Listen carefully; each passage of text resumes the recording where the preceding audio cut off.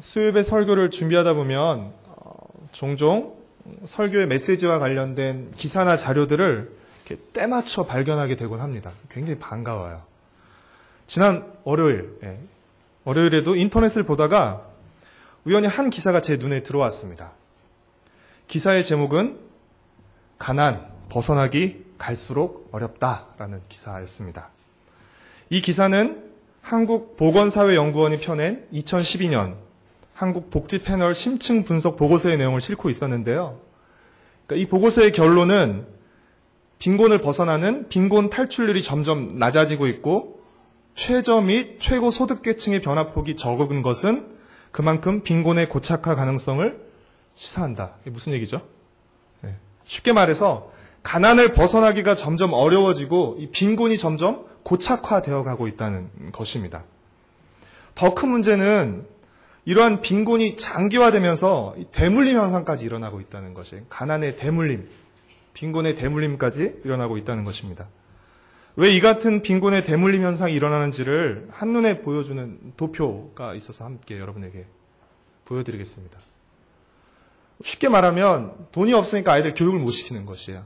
교육을 못 시키니까 아이들이 공부를 못하고 공부를 못하니까 좋은 학교에 들어가지 못하고 좋은 학교에 들어가지 못하니까 돈 많이 버는 직장에 들어가지 못하고 그러니까 또 돈이 없고 그러니까 또 교육을 못 시키고 뭐 이런 식으로 이 악순환이 그렇죠? 가난과 빈곤이 계속해서 악순환되고 있다는 것입니다. 부모가 가난하다고 해서 반드시 자녀가 공부를 못하고 가난하게 되는 것 아닙니다. 하지만 그럴 가능성이 많습니다. 반드시 그렇게 되는 것은 아니지만 그렇게 될 가능성이 많은 게 또 현실입니다. 가난을 좋아해서 가난한 사람 없습니다. 가난을 벗어나기 싫어서 계속해서 가난한 사람 없습니다. 자기 자녀에게 가난을 물려주고 싶은 부모 한 사람도 없습니다. 그럼에도 불구하고 이 빈곤의 대물림, 가난의 악순환을 벗어나지 못하는 가장 큰 이유는 무엇일까요? 물론 여러 가지 이유가 있을 것입니다. 하지만 가장 큰 이유는 아마도 빚 때문일 것입니다. 우리 사회의 이 자본주의라는 경제 시스템은 근본적으로 돈이 돈을 낳고 빚이 빚을 낳는 그런 구조를 갖고 있습니다. 돈이 없어서 빚을 지는데요. 빚을 지면 이자까지 내야 되기 때문에 더 가난해지게 되는 것이죠. 그러니까 돈이 많아서 저축을 하는데 돈이 많아서 저축한 사람은 저축했기 때문에 그 저축한 걸로 또 이자가 나와서 더 부자가 되는 것이죠. 돈이 돈을 낳고 빚이 빚을 낳는 이 자본주의 구조. 이는 개인뿐 아니라 가정도 마찬가지입니다. 그리고 국가도 마찬가지입니다. 모르긴 몰라도 새 정부가 이제 경제정책에 대해서 많은 고심을 하고 있을 텐데요. 가장 많이 고심하고 있는 이슈 중에 하나가 이 가계부채 문제일 것입니다. 가계부채가 너무 지금 쌓일 대로 쌓여가지고 이것을 어떻게 해결할까를 많이 고민하고 있을 것입니다. 돈이 돈을 낳고 빚이 빚을 낳는 이 근본적인 구조 속에서 어떻게 하면 이 쌓일 대로 쌓인 부채를 해결하고 또 이 벗어나기 힘든 가난의 악순환과 빈곤의 대물림을 끊어낼 수 있을까요? 우리나라뿐 아니라 세계에서 가장 유능한 경제학자와 경제 관료들이 모여서 머리를 맞대고 고민해도 이 문제는 풀기 어려울 것입니다. 자본주의 구조에서 어떻게 이 문제를 해결할 수 있을 것인가? 이 문제는 마치 답이 없는 문제처럼 여겨집니다. 그러나 오늘 우리가 읽은 신명기 15장은 단순하면서도 깨끗하게 이 빚 문제를 해결하고 가난의 악순환을 끊는 해결책을 강력하게 제시합니다. 그것이 무엇입니까? 한날 한시를 기해서 모든 채권자가 모든 채무자의 빚을 다 탕감해 주는 것입니다. 깜짝 놀라시죠? 모든 사람이 동시에 모든 빚을 면제함으로써 빚 문제를 해결하고 가난의 악순환을 끊어버리는 것입니다. 만약 어떤 정치인이나 정당이 이런 주장을 했다면 틀림없이 너무 과격하다. 너무 진보적이다라는 이야기를 들었을 것입니다. 그러나 놀랍게도 이 주장은 신명기 15장에 기록된 하나님의 주장입니다. 우리 15장 1절부터 3절까지 말씀을 다시 한번 읽어보겠습니다. 매 7년 끝에는 면제하라. 면제의 규례는 이러하니라. 그의 이웃에게 꾸어준 모든 체주는 그것을 면제하고 그의 이웃에게나 그 형제에게 독촉하지 말지니 이는 여호와를 위하여 면제를 선포하였음이라. 이방인에게는 내가 독촉하려니와 내 형제에게 꾸어준 것은 내 손에서 면제하라. 1절부터 3절까지 이 짧은 3절 안에 면제라는 말이 몇 번 나오죠?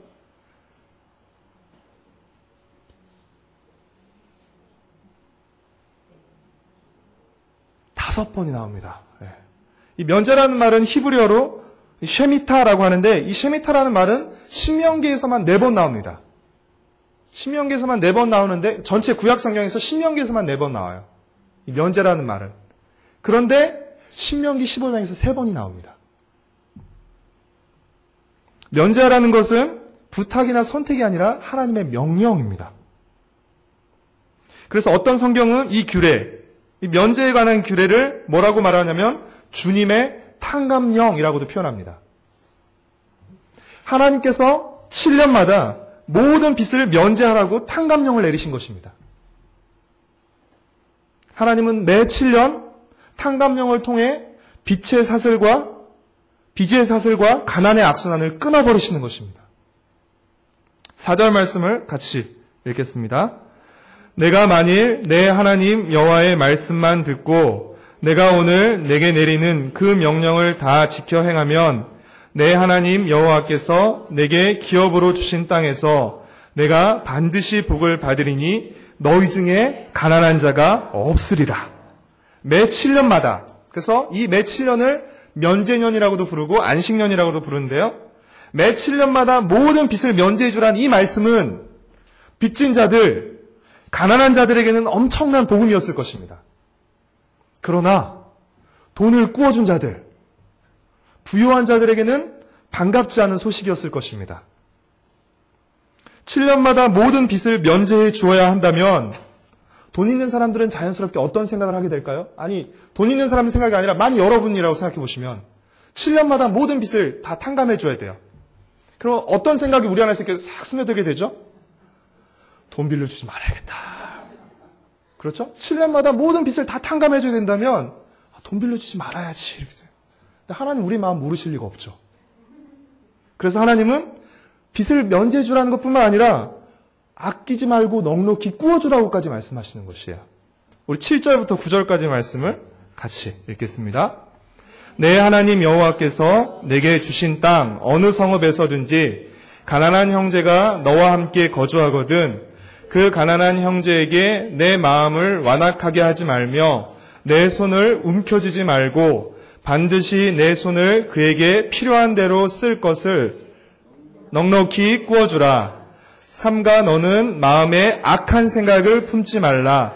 곧 이르기를 7째 해 면제년이 가까이 왔다 하고 내 궁핍한 형제를 악한 눈으로 바라보며 아무것도 주지 아니하면 그가 너를 여호와께 호소하리니 그것이 내게 죄가 되리라. 하나님은 가난하고 궁핍한 자들을 인색하고 매정하게 대해서는 안 된다라고 말씀하세요. 그들을 형제로 따뜻하게 대하고 넉넉하게 도울 것을 요구하십니다. 가난한 자들에게 넉넉히 꾸어주고 또 꾸어준 그 모든 빚을 7년마다 면제해 주는 것만으로도 충분히 놀라운데 하나님 여기서 한 걸음 더 나가십니다. 우리 12절부터 14절까지 말씀을 같이 읽겠습니다. 내 동족 히브리 남자나 히브리 여자가 내게 팔렸다 하자. 만일 6해 동안 너를 섬겼거든 7째 해에 너는 그를 놓아 자유롭게 할 것이요.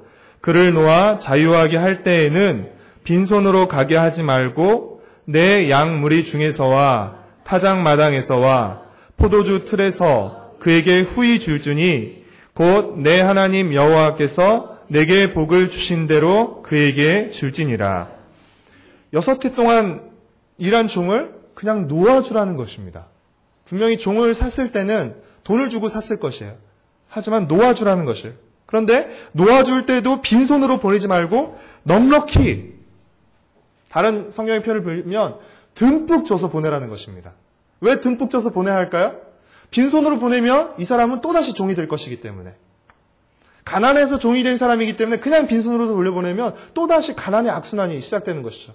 그러니까 어떻게 해요? 이 사람이 새로 시작할 수 있도록 넉넉히 줘서 보내는 것입니다. 하나님 참 세밀하고 자상한 분이십니다. 오늘 본문인 신명기 15장은 10계명 중 제4계명의 그 연장선상에 있습니다. 4계명의 풀이 해당되는데요. 4계명의 내용이 무엇이죠? 안식일을 기억하여 거룩히 지키라입니다. 오늘 우리가 함께 살펴본 안식년은 바로 이 안식일의 연장선상에 있는 것이에요. 7일마다 지켜야 할 안식일이 있다면 7년마다는 안식년을 지켜야 하는 것입니다. 매 7일마다, 매 7년마다 안식일과 안식년을 통해서 이스라엘은 무엇을 기억해야 했을까요? 애굽 땅에서 그들이 종이었다는 사실, 그리고 하나님께서 그들을 종살이에서 풀어주셨다는 사실, 속량해 주셨다는 사실, 그리고 그들에게 가나안 땅을 주시고 이 가나안 땅에서 안식을 누리게 하셨다는 사실, 이 사실을 기억해야 했습니다. 15절 말씀을 같이 읽겠습니다. 너는 애굽 땅에서 종되었던가 내 하나님 여호와께서 너를 속량하셨음을 기억하라. 그것으로 말미암아 내가 오늘 이같이 내게 명령하노라. 이스라엘 백성들이 7년째 되는 해에 종들을 풀어주고 또 가난한 자들에게 아낌없이 구워주고 또 빛을 면제해 주어야 할 이유가 바로 여기 있습니다. 왜요? 왜 그들은 이것을 해야 되는 것이죠? 하나님께서 애굽에서 종살이하던 그들을 풀어주셨기 때문에, 애굽에서 종살이 하셨던 그들을 풀어주셨기 때문에 이스라엘 백성도 종살이하는 동족들을 풀어줘야 하는 것입니다. 하나님께서 값없이 가나안 땅을 그들에게 주셨기 때문에 그렇죠? 가난한 그들의 형제들에게 아낌없이 베풀고 주어야 하는 것입니다. 하나님이 속량해 주셨기에 하나님의 백성인 이스라엘 백성도 서로 속량해 주는 것이 마땅하고, 하나님께서 값없이 아낌없이 주셨기에 하나님의 백성인 이스라엘 백성도 값없이 아낌없이 주고 면제해 주어야 하는 것이 마땅한 것입니다. 그런 의미에서 모든 이스라엘 백성은 돈이 많고 적고를 떠나 빚을 꿔줬던지 빚을 졌던지를 떠나서 모두 다 하나님께 빚진 자들이라고 할 수 있습니다. 또 한 분 하나님을 아버지로 모시고 있는 가족이며 형제들인 것입니다. 사랑하는 성도 여러분, 오늘 신명기 15장 말씀이 이야기하고 있는 이 안식년 제도, 지금의 관점으로 보면 너무나 파격적이고 너무나 진보적인 이 안식년 제도와 규례에 대해서 여러분은 어떻게 생각하십니까? 물론 당시 시대와 환경이 지금 이 시대와 환경과 다르기 때문에 너무 기계적으로 문자적으로 적용하는 데는 무리가 있습니다. 하지만 우리는 이 안식년 규례와 제도에 담긴 그 하나님의 뜻과 안식의 정신을 함께 살펴보아야 할 것입니다. 세 가지 정도로 살펴보고자 하는데요. 첫 번째, 가장 중요하면서도 기본적인 사실인데요. 안식일과 안식년의 제도는 누가 주셨다고요? 하나님이 주신 것이라는 것입니다. 안식일 제도와 안식년 제도는 사람이 만든 제도가 아니라 하나님이 만드시고 하나님이 주신 제도예요. 사람은요, 절대 안식일 제도 만들어낼 수 없습니다. 더 일해야죠. 사람은 안식년 제도 만들어낼 수 없어요. 어떻게 번 돈이고, 그렇죠? 피땀 흘려 번 돈인데 어떻게 그것을 값없이 꿔주고 또 안 받을 수 있겠어요? 이것은 인간이 만든 제도가 아닙니다. 사람이 만든 제도가 아니라 하나님이 만드신 제도이고, 이것은 하나님께 대한 믿음이 없이는 지킬 수 없는 제도예요. 그렇기 때문에 역으로 이것을 지킴으로써 하나님께 대한 믿음을 드러낼 수 있는 것입니다. 어떤 믿음이 없으면요, 하나님이 주신다는 믿음이 없으면 면제줄 수가 없어요. 하나님이 주신다는, 하나님이 갚아주신다는 믿음이 없으면 값없이 아낌없이 빌려줄 수가 없는 것입니다. 하나님은 이집트에서 종살이 하던 이스라엘 백성들, 여러분, 종에게는 안식이 없습니다. 안식하고 싶어도 안식을 할 수가 없어요. 안식할 수 없었던 처지에 있던 그 이스라엘 백성들, 그들을 하나님께서 종살이에서 풀어내시고 그들에게 안식을 허락하신 것이에요. 안식해라!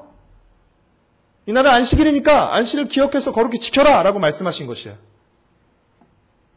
따라서 이 안식일을 지키라는 명령, 안식년을 지키라는 명령은 하나님을 위한 명령이라기보다 이스라엘을 위한 명령이라고 할 수 있습니다. 안식할 수 없었던 그들에게 안식하라고 명령하신 것이죠. 따라서 이스라엘은 안식일과 안식년을 통해서 그들을 속량해 주신, 종살이에서 속량해 주신 그 하나님, 또 그들에게 안식을 누리게 하시는 그 하나님을 기억하고 찬양해야 했던 것입니다. 우리 역시 마찬가지입니다. 죄와 사망의 종살이하였던, 그렇죠? 죄와 사망의 종으로 살던 우리를 주님께서 속량하셨습니다. 우리를 풀어주신 그 주님을 기억하고 주님 안에서 참되고 영원한 안식을 약속하신, 이 땅에서부터 누리게 하시는 그 하나님을 기억하고 찬양해야 하는 것입니다. 안식을 주신 분도, 안식일과 안식년의 제도를 주신 분도 바로 하나님이십니다. 하나님은 우리에게 안식을 주시기를 원하시고 우리가 안식을 누리길 원하시는 분이십니다. 두 번째는 우리가 개인의 안식, 나의 안식뿐 아니라 타인의 안식에도 관심을 가져야 한다는 것입니다. 이스라엘 백성들은 안식을 누리되 자신뿐 아니라 다른 사람도 안식을 누리게 해야 했습니다. 이 제4계명인 안식일 계명이 신명기 5장에 나오는데요. 우리 5장 14절 말씀을 한번 찾아서 같이 읽도록 하겠습니다.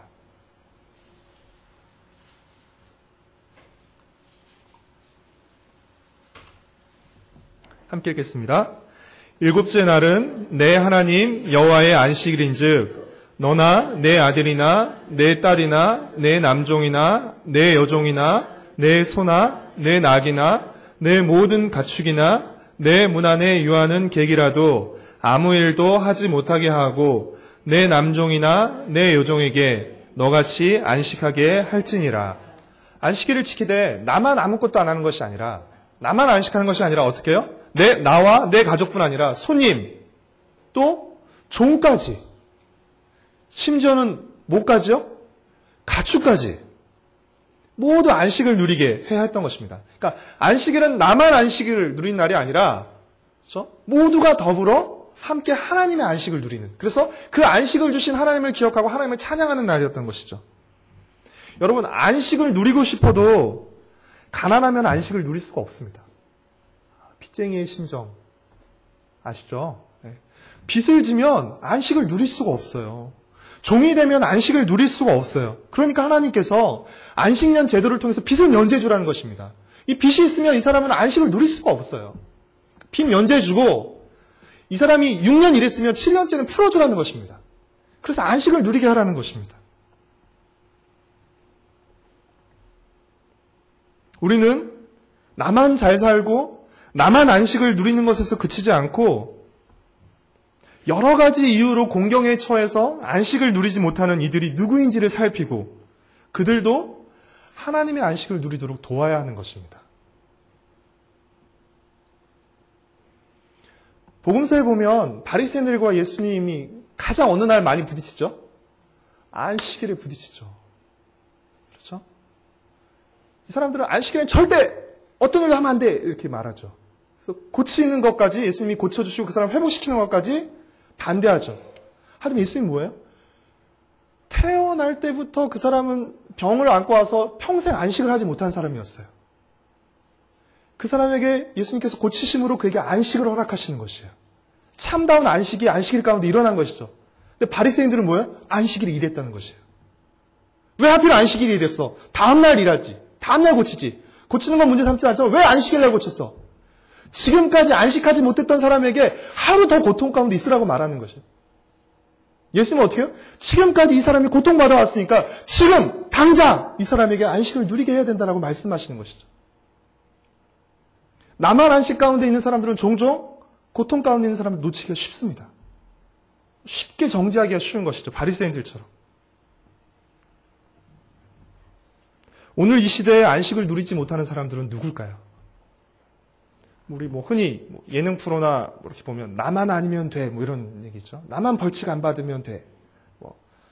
나만 아니면 돼라는 의식이죠. 근데 하나님 그거 기뻐하지 않으세요. 9절 말씀을 보면 안식을 누리지 못하는 그가 하나님께 호소하면 그것이 내게 죄가 될 것이라고 하나님 말씀하세요. 안식일이야. 하나님 나에게 안식을 누리게 하셨어. 나만 오늘 안식 마음껏 누려. 하나님 주신 안식 잘 누렸다. 감사하다. 내 주위에, 내 곁에 안식을 누리지 못하고 고통당하는 사람이 있어요. 하나님 그거 기뻐하지 않으십니다. 세 번째는 개인과 타인을 넘어서 이 안식이 사회적으로 확장해 가야 한다는 것입니다. 11절 말씀처럼 땅에는 언제든지 가난한 자가 그치지 않을 것입니다. 그러나 가난한 자가 그치지 않는다는 사실이 우리가 가난한 자가 없어지도록 노력하지 말아야 되는 이유는 아닙니다. 언제나 가난한 자가 있다는 사실이 가난한 자를 돕지 말아야 할 이유가 되는 것은 아닙니다. 놀랍게도 하나님께서 의도하신 사회는 가난한 사람이 없는 사회였습니다. 4절 말씀 보면 하나님께 주신 그 탕감령, 그 명령대로 하면 너희 중에 어떤 자가 없게 된다고요? 가난한 자가 없게 된다고 말하셨습니다. 가난한 자가 없는 사회. 불가능한 일 같지만 사도행전 4장에 보면 초대교회 때 성도들이 자기 재물을 나누고 함께 모든 물건을 통용함으로써 가난한 사람이 없다라고 기록하고 있습니다. 모두가 순종할 때 이 일은 가능한 일이죠. 하나님은 안식일과 안식년 제도를 통해서 이 하나님의 안식 원리가 이스라엘 공동체 안에, 이스라엘 사회 안에서 실현되기를 원하셨던 것입니다. 하나님의 백성, 이스라엘 백성은 개인적으로만 다름을 통해서 하나님 백성됨을 드러내는 것이 아니라 이스라엘 공동체 전체가 공동체의 다름을 통해서, 그렇죠? 약육강식, 그렇죠? 강자 독식의 그런 사회가 아니라 가난한 자가 없는 그런 사회의 모습을 통해서 이 사회가 하나님이 다스리는 사회라는 것을 보여줘야 했던 것이죠.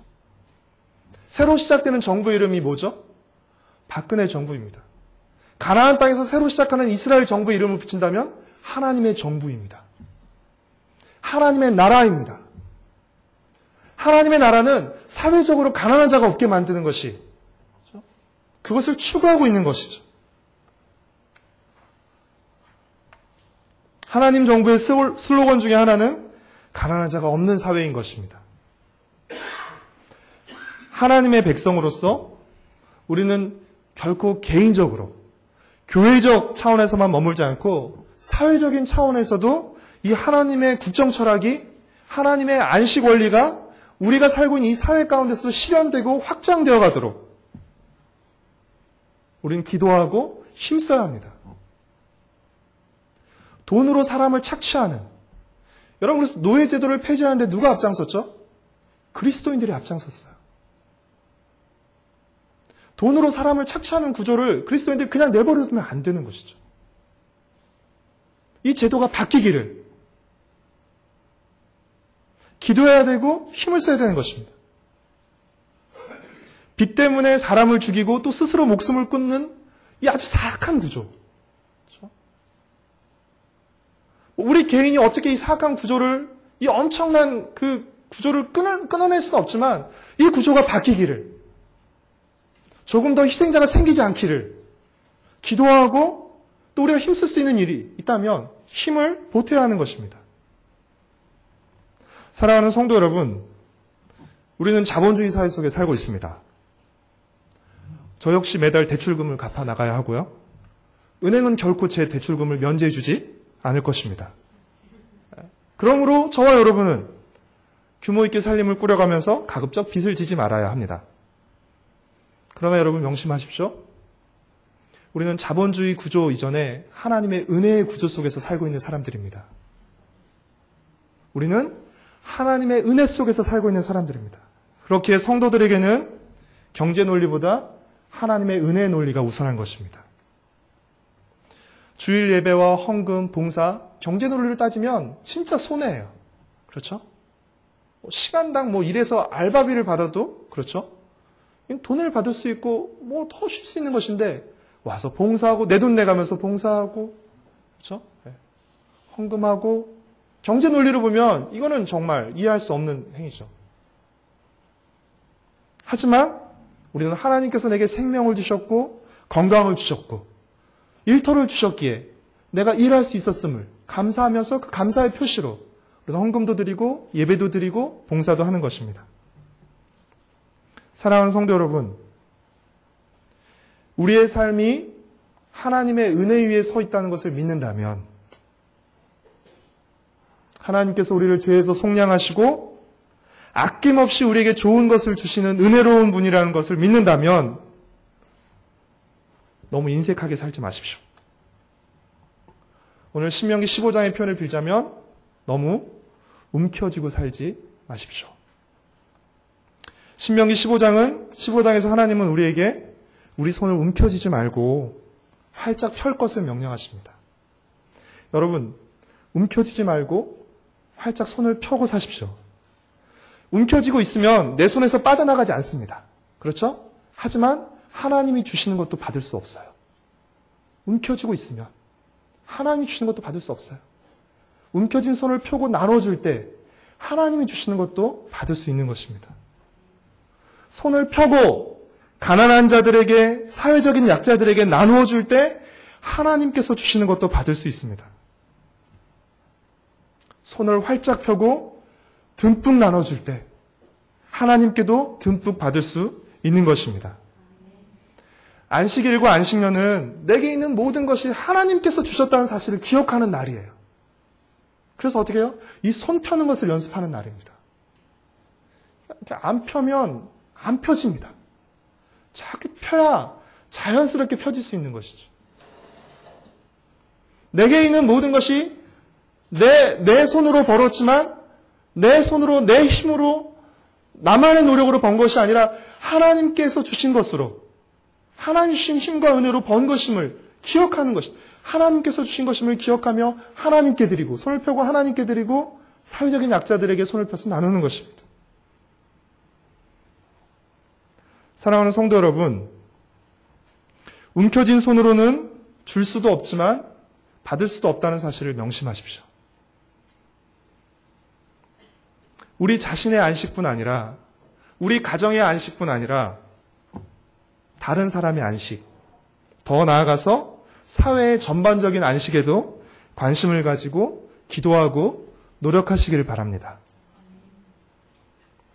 그리고 여러분의 삶 속에서 하나님의 은혜와 안식을 더욱 충만히 누리게 되시기를, 그리고 안식의 원리와 정신을 실천하고 더욱 확장해 가시기를 바랍니다. 하나님을 향해 그리고 이웃을 향해 손을 활짝 펴고 살아가는 우리 개인과 가정, 그리고 우리 세도록교회 공동체 가족 되기를 간절히 축복하고 소망합니다. 우리 같이 찬양하시고